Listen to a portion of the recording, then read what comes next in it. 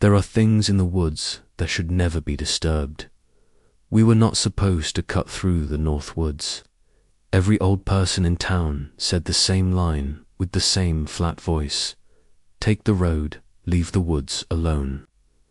There were handmade signs at the trailhead to not park property, do not disturb painted in red on scrap wood. But my cousin Sam swore his drone had fallen somewhere past the creek, and the last light was slipping out of the sky. 10 minutes in, 10 minutes out, he said. We grab it and go. The trees were tall and close together.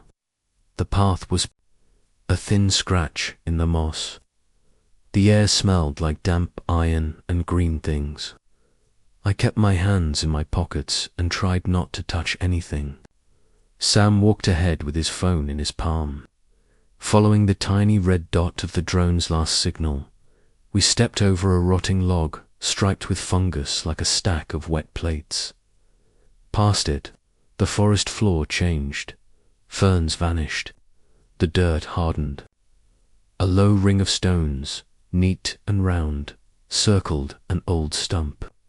Iron nails were hammered into the stump in 3 rows, their heads all pointing the same way like stars in a chart. Red string ran from nail to nail, tying a shape I could not name.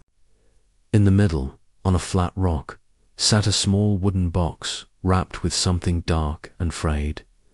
Okay, Sam said softly. That's cool. Don't touch it. We go around. He meant it. He moved left.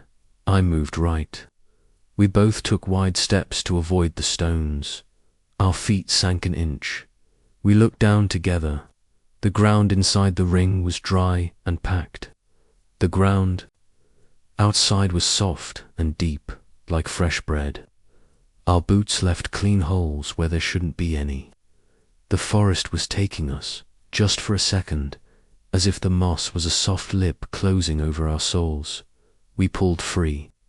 The air felt thin. Somewhere far off a crow called once and shut up. The last signal from Sam's drone blinked on his phone and died. He slapped the case with his thumb. No, he said, come on. We should have left then. We should have respected whatever small boundary this was. But then a bright piece of plastic winked in the leaves 10 steps ahead. Sam hissed, there, and reached past the ring with the lazy confidence of a person who has never been punished by the world. His sleeve brushed. The red string, it snapped like a hair in candle flame. The woods emptied. No wind, no insect hum. Even the road noise from town disappeared. The quiet was not normal. It was like a held breath. The box on the rock shivered against the string as if someone had nudged the table. A moth struck my cheek without sound and fell. We go, I said. Sam nodded.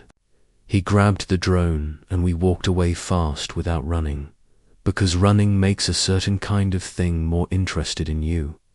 The light thinned to grey. The trees pressed closer. The path opened into a long, straight line I didn't remember. Walking before, as if the woods were trying to be helpful in a way that felt wrong. We passed the rotting log. The fungus plates were gone. In their place lay a neat stack of smooth stones, 6 high, balancing as steady as if a hand still rested on top. We reached the creek. The usual stepping stones were under dark water. A new plank bridge lay across. Fresh wood, no nails, just bark-stripped trunks. I did not like that someone had changed the path while we were on it. The planks smelled like wet bark and old pennies. We crossed anyway because the sky had dropped to ink. On the far bank, a rag of red string hung from a branch. It was the same kind that had tied the nails. It was freshly cut, 3 knots in it, tight and neat. My phone buzzed in our service, but the lock screen lit on its own. A white note appeared with a grey border, not from any app I owned. Do not whistle. Do not say your real name. Do not bleed. I locked the phone and told myself I was tired and my brain was inventing warnings. Sam was already a few steps ahead. Almost there, he called. His voice bounced off trunks and came back wrong, as if a second mouth repeated it a fraction late. We reached the trailhead. The handmade sign lay face down in the mud. A new sign was nailed to the post. It was not painted. It was burned into the wood, disturbed. Make it right at the truck. Sam threw the drone in the back seat and slammed the door. Well, he said, trying to laugh, we didn't die. A soft knock touched the glass behind my ear. Not a branch. 3 gentle taps. I turned. No one stood there. A wet print slid down the window like a hand pulled away. We drove. The road out of the lot felt longer than the road in. Trees leaned where they had never leaned before. The night hung low. The truck's radio spat white noise. Then, buried in the hiss, a thin whistle drew a small, exact tune I knew from childhood. My mother used to whistle for me that way when I hid behind the couch. I reached to turn the radio off. Before my fingers found the dial, the voice of the DJ cut through, too smooth, too slow. Good evening, folks, it said. If you just tuned in, don't worry, we see you. Keep both hands inside the circle. Sam hit the power button. The dash went dark. We drove in our own breath.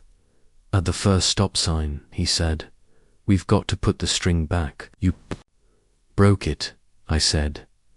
We broke it, he said. And I hated that he was right. We returned the next morning with salt, bread, and I and my keys, 2 nails, and a pocket knife. We added a thermos of coffee because every old story I had ever heard said they like an offering that smells like warmth. We parked by the same fallen sign. Someone had set it upright in the night. New words were scratched on the back in a thin hand. If you hear whistling, hold your breath.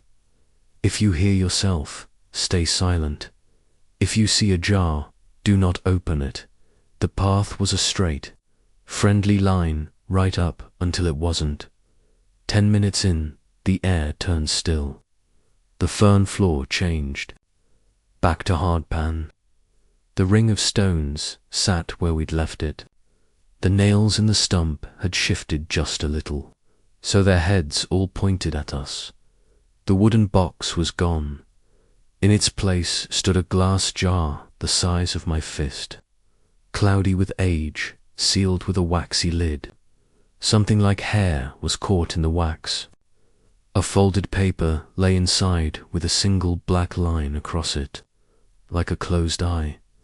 Don't touch, I said. Right, Sam said. He swallowed.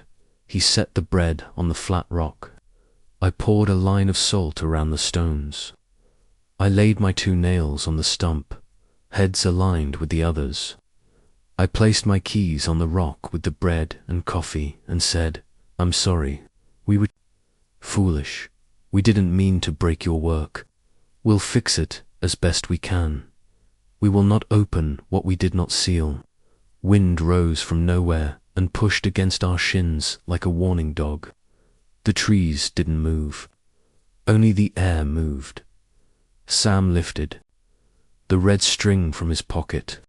He had tied the 3-knot piece to a longer piece he found in his shed so we could relace the nails. He reached for the nearest nail head. The moment the string touched the iron, the jar clicked. Not loud, a tiny flex, glass speaking to itself. The folded paper inside trembled like a held breath. We froze. The sound of whistling came from behind us in the rhythm of that childhood tune. We both held our breath, like the sign said. Silence, double quote, keep going. I said through my teeth, without letting air out. We were 2 dumb kids, threading a strange needle with our lungs burning. Sam looped the string from nail to nail. I set my nails to mirror the pattern. The jar clicked again and again like a small clock with an angry hand. My chest hurt. Black dots crawled at the edge of my sight. I set the last nail, pinched the knot, and let my breath out slow. A second voice let a breath out with me, close to my left ear. It was my voice. "Thank you," it said in the same tone I use when a stranger hands me change. I didn't look. I stared at the stump. The jar showed a thumbprint in the clouded glass where no thumb could be. The paper inside had turned just enough to make the black line look open. Sam tied the last knot. The string lay in a shape that felt correct in a way I couldn't explain. The air unknotted. Bird noise came back all at once like a crowd. We waited. Nothing else happened for a long time, which in that place means everything that needed to happen had happened. We set the bread and coffee on the rock, left the keys, and backed away without turning. When we reached the log with the fungus plates, it was a log again. We crossed the creek on stones, slick with ordinary water. At the sign, the burned words had faded to old paint. Disturbed was gone. Do not disturb remained. At the truck, I checked the back seat. My keys were not there. That hurt worse than I expected. They were part of me. Now they belonged to a place where my hands did not belong. "You okay?" Sam asked. "Yeah," I lied. That night, I salted my front door because it made me feel better. I put a plain slice of bread on the windowsill with a cup of coffee that steamed in the early cold. I turned all mirrors to face the wall. I slept on the couch away from glass and doors. I told no one, not even Sam. He texted me a thumbs up and a joke about losing his favorite nail. I didn't answer. At 3:12, I woke to a small noise in the kitchen. Not a step, not a voice, a tap, like glass answering a question. I walked in with my breath held. On purpose, the bread was gone. The coffee was gone. A wet ring stained the sill. In the center of the table sat a cloudy glass jar. It was the same size as the one in the woods, the same wax lid. Inside, a folded paper lay with a single black line like an eye closed in peace. Something had been disturbed, and now something was settled here. I did not touch the jar. I opened the back door and carried it outside with oven mitts like it was too hot. I set it on the cold ground by the trash bins. I poured a circle of salt around it I had no right to draw and said, "You are not for me. I am not for you. Thank you for letting us go." When I stepped back inside, the oven mitts smelled